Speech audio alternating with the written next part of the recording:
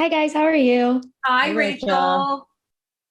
Hi. I obviously I'm a big Drag Race fan, so I love this show just on the principle of like it's another outlet for me to watch my Drag Race. But I do really love how like I was looking at the panel when I was watching my screeners last night, and I was like, oh, this is kind of one of the only panels on TV that are filled with people who are all musicians and also like two people who are qualified to be judging the drag of the competition at the same Mhm. time. And it's such a cool kind of thing to realize when you're watching the show. And so, for both of you, what was it that was the most exciting about getting to judge these singers from all over the world on not only their singing, but also their performance as a drag star? Go ahead, Vanessa. I think the international aspect of it was fantastic when you're looking at and getting a chance to absorb all these different languages, and they're bringing part of their culture with them. They're also bringing their stories of how some of the difficulties they've had in their countries, or maybe not. And also the fact that these are drag queens that are singing live.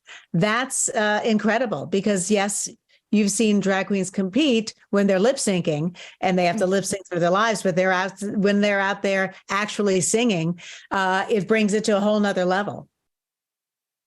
For me, it's like Vanessa talked about. It's super fun to see everybody from around the world and how they interpret and how they do drag.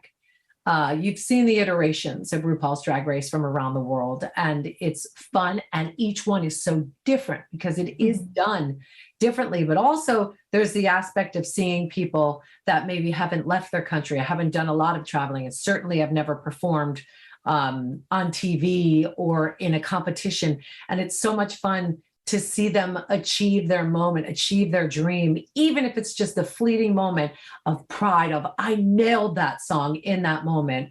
As a parent, it is really fun to watch those moments happen live on stage. Well, yeah, and it's so funny because you said drag all over the world is different. And I always am like, people, even in the US, will be like, it's different here. And it very rarely is that incredibly different.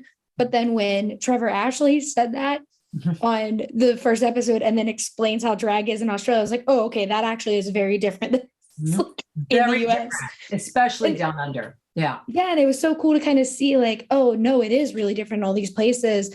And out of that first episode where we get to see all these queens, for both of you, what was the moment that you were like, oh yeah, that queen, like this is a kind of drag I have never seen, or it was like, this is a fascinating thing I want to see explored more on the show?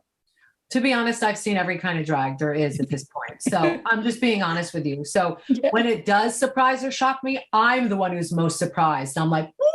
I've never like going back to a drag race moment where Roxy Andrews revealed the wig on the wig that we will never forget. Every drag queen does a wig reveal now, every single one. And it's there's always one that starts it and everybody else does it. And again, there's nothing wrong with trying to improve something that's already phenomenal.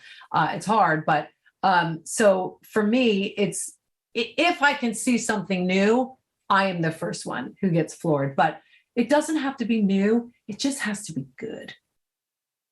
And Trevor's a great example of individuality.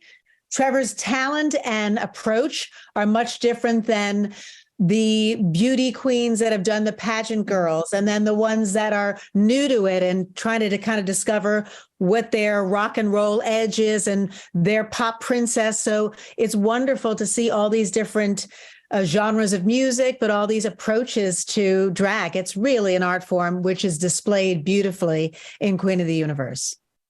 Yeah, it's so fun too, because like my family is from Palermo. And so when I saw that little Italian queen come out take me to church, I was like, this is crazy, but I love her. I was like, I don't know what her deal is, but I'm obsessed with her being nutty with sunglasses on during the Spice Girls number. It was the funniest thing I've ever seen. But obviously, this show, it's a reality show. We're always like on the edge of our seats seeing who's going home, kind of the same mentality we have with RuPaul's Drag Race and other reality shows like it. But what is like one tease that you guys have for this upcoming season of Queens that you know fans are just going to eat up when they get to see it?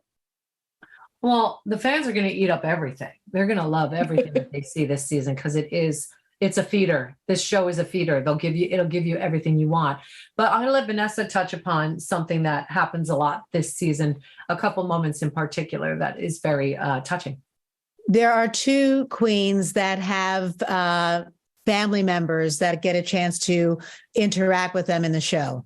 And that it just shows the acceptance. It shows the love. It's heartwarming for us and the audience. And it makes the drag and the persona and all the hype, it makes it human. And it shows the humanity. So that's one thing that we did not see in season 1 that you definitely will see glimpses of in season 2. And we may or may not get a moment to mentor one of them.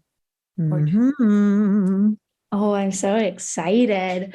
Thank you guys for talking with me today. I really appreciate it. And I can't wait for everyone to get to see the show. Thanks for loving it, Rachel. Of course. Have a great one. Bye, You baby. too.